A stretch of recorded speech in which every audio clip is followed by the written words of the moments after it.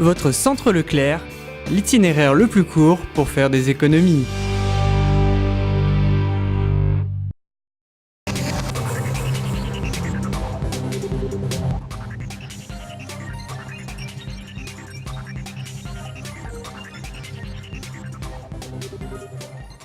Bonjour et bienvenue sur TV Souston. Je suis heureuse de vous retrouver pour votre journal local de ce mercredi 5 février.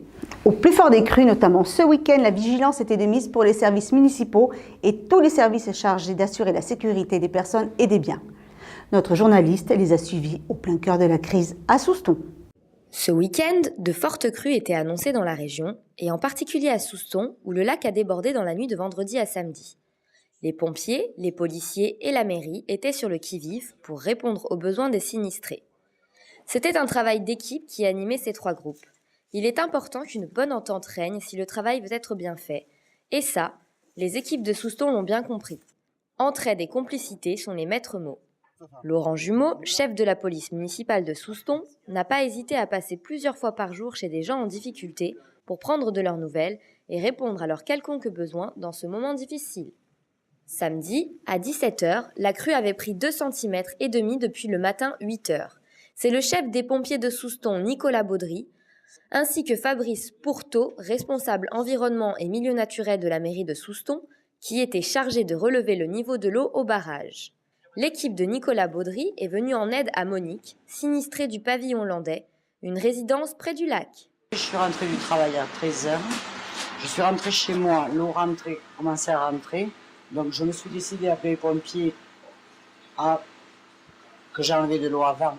J'ai hésité pour ne pas les déranger, mais je me suis quand même décidé à les appeler. Parce que demain matin, j'ai l'eau dans l'appartement. J'ai appelé, ils sont arrivés un quart d'heure après. C'est les pompiers les plus efficaces. Dans l'après-midi, c'est le parking que les pompiers ont essayé de désengorger en vain à l'aide d'une pompe sous les yeux des habitants de la résidence. Rappelons qu'ils sont tous volontaires à Souston et remercions-les pour toutes les heures passées au service des autres. D'importants moyens ont été mis en œuvre au lac marin de Vieux-Boucau grâce à la sécurité civile avec la mise en place d'une pompe puissante. Le but de l'action de la pompe de la sécurité civile est de maintenir la rivière à un niveau empêchant une quelconque inondation dans les communes environnantes. Le but de notre action sur le site, c'est de limiter la hauteur d'eau de la rivière du Moisan pour éviter qu'elle ne puisse déborder dans des communes en amont. Et pour ce faire, on a fermé le barrage du Moisan et on a mis une plaque de 800 kg qui bouche l'entrée du lac marin. Et on pompe actuellement avec notre unité de pompage mobile à l'intérieur de la rivière du Moisan sur un débit actuel de 1,4 m3 par seconde. 1,4 mètre cube par seconde. Et ça, on va le faire pendant toute la durée de la marée, de manière à pouvoir délester le cours de cette rivière qui va grossir avec toutes les précipitations qu'il y a eu ces dernières semaines. Les maires de Vieux-Boucau et de Souston, l'adjoint au maire de Messanges et le sous-préfet de Dax se sont réunis pour faire le point sur cette situation de crise, en compagnie des pompiers et de la police. Grâce au travail d'équipe et au savoir-faire de chacun, les dégâts ont été minimes. Malgré tout, à Vieux-Boucau, beaucoup de nettoyage est à prévoir. Avant de mettre les plages propres, il y a au moins pour une quinzaine de jours rien que pour le lac et les plages de Vieux-Boucau, je pense, rien que de Vieux-Boucau. Et après, il va y avoir un travail sur les plages elles-mêmes qui ont beaucoup souffert, qui ont été dégraissées en sable énormément. Ça a été très très important car il y a certains endroits, comme on peut le constater en faisant le tour du lac, ça débordait carrément par-dessus les promenades. Et on a un enregistrateur de hauteur d'eau qui indique une hauteur d'eau égale et même supérieure à 3 mètres. Sur le barrage qui permet de réguler les niveaux dans le lac marin, que l'océan est passé par-dessus, a déposé énormément de morceaux de bois, des troncs, tout ce qu'elle peut amener, et qui a des parties bétonnées, du béton qui a explosé sous la pression, et qui est carrément sur la promenade. Et le tablier de promenade du barrage même s'est soulevé par la pression. La décrue est annoncée pour mercredi et jeudi. Les choses ne devraient plus tarder à revenir à la normale. La décrue qui a commencé dévoile les nombreux dégâts. Les mairies de Souston, Vieux-Boucau ainsi que le syndicat intercommunal de Port-d'Albret ont invité les habitants à un ramassage des rejets de mer. Nous avons suivi le nettoyage citoyen de nos plages. Autour du lac marin de Port-d'Albret, hier, les bénévoles, râteaux et sacs poubelles à la main, se sont affairés à ramasser les déchets apportés par l'océan, afin de redonner à la plage meilleur aspect après les intempéries et les fortes vagues de ces derniers jours. Nous avons fait un petit pari avec Pierre Frostet, le maire de Vieux-Boucau, que nous aurions tout arrangé, tout nettoyé, tout rendu comme ça devait être vendredi soir. Donc 4 jours, 5 jours, on a dit on va tout nettoyer. Tous les services se sont mobilisés et donc nous avons lancé une opération citoyenne parce que beaucoup de gens nous disaient si vous avez besoin d'un coup de main, on est là. Et vous voyez bien qu'aujourd'hui il y a beaucoup de gens qui sont là et je crois que c'est aussi une opération intéressante de prise de conscience des dégâts que peut faire l'homme sur la nature, puisque ce que nous rejette la mer, c'est simplement ce qu'on lui a donné. Malgré la rapidité de mise en œuvre de cette opération de nettoyage, les bénévoles ont répondu présent.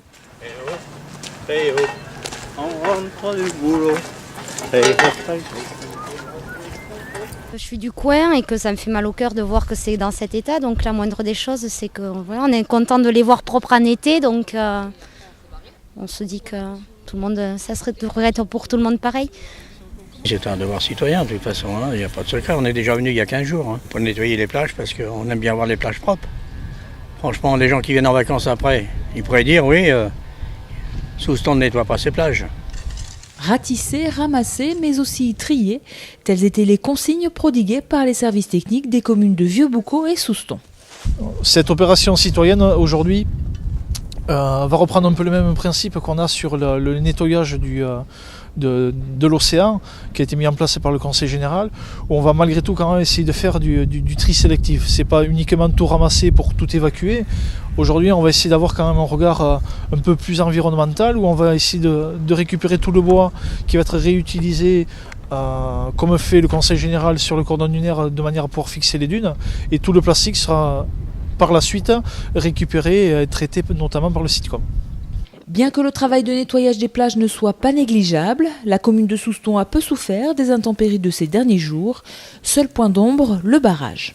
Il faut qu'on voit vraiment si le barrage a souffert, parce que c'est le déversoir de 9 lacs et étangs, et c'est lui qui régule la totalité des 2 bassins versants de ces lacs et étangs. Donc nous aurons des plongeurs qui seront là et des spécialistes qui seront là tout au long de cette semaine pour voir s'il a souffert et s'il faut faire des gros travaux. Pendant plusieurs jours, les municipalités de Soustons et Vieux-Boucau étaient sur le pied de guerre. Mais grâce au plan communal de sauvegarde mis en place il y a un peu plus d'1 an à Soustons, la crise a pu être gérée efficacement. Ça nous a complètement servi puisqu'on l'a mis en application dès le mercredi, on l'avait relu le mardi, et ce qui fait qu'on a pu anticiper, avoir toujours 1 ou 2 jours d'avance sur les éléments, puisqu'on savait exactement ce qu'il fallait faire et quelles personnes contacter, comment s'organiser, et on a apporté une touche personnelle au fil des heures, mais c'était vraiment un outil important, et moi je suis très satisfait en tant que président de l'association des maires des Landes que plus de 150 communes aient à ce jour un plan communal de sauvegarde, puisque les retours que j'ai m'indiquent qu'il a été très très utile dans beaucoup d'endroits, en particulier dans cette période d'inondation. Et les Landes n'en ont pas fini avec les intempéries. Le département est de nouveau en alerte orange vague submersion jusqu'à demain matin à 6h. La plus grande prudence est une nouvelle fois de mise. Que faire le dimanche? Pourquoi ne pas aller voir un concert ou du théâtre? La salle Rouchéou du centre André Lestan a développé un concept, les dimanches en hiver. Regardez.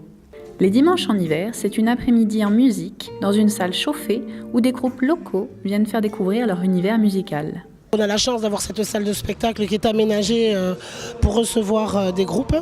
Les résidents en profitent, ça leur donne un accès à la culture qu'ils n'auraient pas autrement. On a développé un partenariat avec Elema dans un premier temps, donc, qui nous a inscrits sur sa liste de salles. Donc eux organisent les concerts. Et cette année en parallèle, on a aussi signé un partenariat avec une association qui s'appelle Sac de Billes, qui en fait propose d'autres spectacles que des concerts. Donc cette année, nous aurons en plus des compagnies de théâtre de rue et d'autres spectacles de ce genre. Pour la 4e saison des Dimanches en hiver, la LMA faisait découvrir le groupe Calamity and Jane.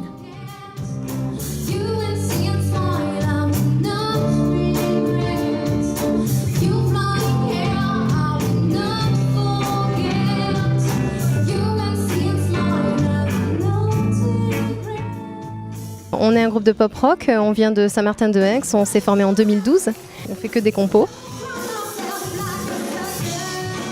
Au niveau de la composition, souvent c'est Jane, la chanteuse, qui a une ligne mélodique, des paroles aussi. Et donc soit Fabien, le guitariste clavier, soit moi, la guitare. On travaille avec elle pour remettre des accords derrière et après on met la patte de chacun en répétition. Soit c'est Fabien ou moi qui avons une grille, donc en fait on travaille dans les deux sens. Et donc elle rajoute une mélodie par-dessus et des paroles. On travaille harmoniquement en fait dans un premier temps et le style après en groupe.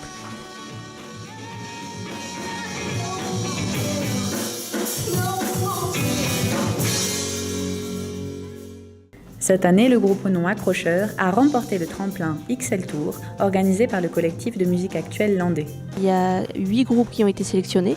Et pour départager ces 8 groupes, il y a eu 2 scènes, une au Café Musique de Mont-de-Marsan et une à Ondres. Nous, on a fait partie de la deuxième fournée à Ondres et voilà, on a fait partie des 4 lauréats de cette sélection.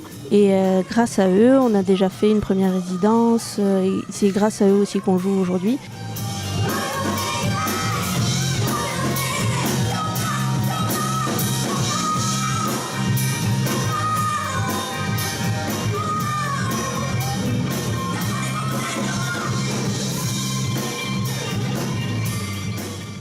La salle Rouchéou propose de découvrir des artistes 2 fois par mois jusqu'au printemps, de quoi occuper ses dimanches.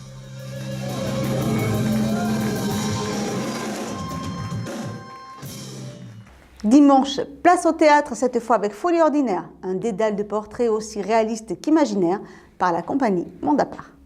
Samedi 8 février à la salle Roger Hanin, vous pourrez assister à un spectacle de théâtre chorégraphié de la compagnie Androphine intitulé Ou pas et gagner 2 places pour ce spectacle en jouant sur TV Souston. Le nom des gagnants sera dévoilé dans le journal de TV Land de ce vendredi 7 février. Cette édition est maintenant terminée. Je vous donne rendez-vous mercredi 12 février pour un prochain journal de TV Souston et vous souhaite en attendant de passer une très bonne semaine.